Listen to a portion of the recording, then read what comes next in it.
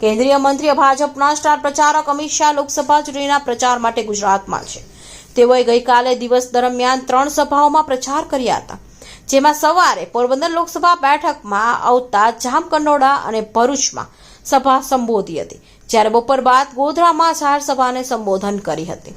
ભરૂચમાં કેન્દ્રીય ગૃહમંત્રી અમિત શાહે પોતાના સંબોધનમાં જણાવ્યું હતું કે મનસુખ વસાવા માટે પ્રચાર કરવાની જરૂર જ નથી। મનસુખ વસાવા એવું ભૂત છે જે એકેય ગામના ન ગયું હોય।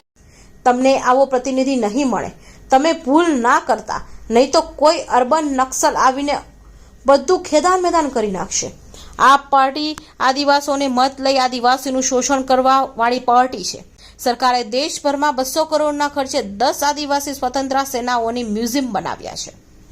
મનસુખભાઈના ત્યાં કોઈ સભા કરવાની જરૂર નથી।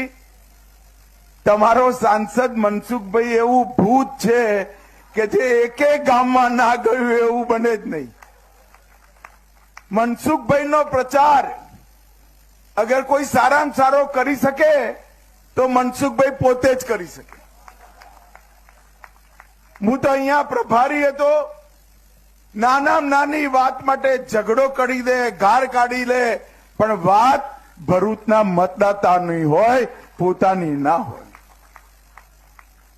ભાઈઓ और બહેનો, હું તમને સૌને બે હાથ જોડીને વિનંતી કરવા આવ્યો છું, આવો જનપ્રતિનિધિ નહીં મળે।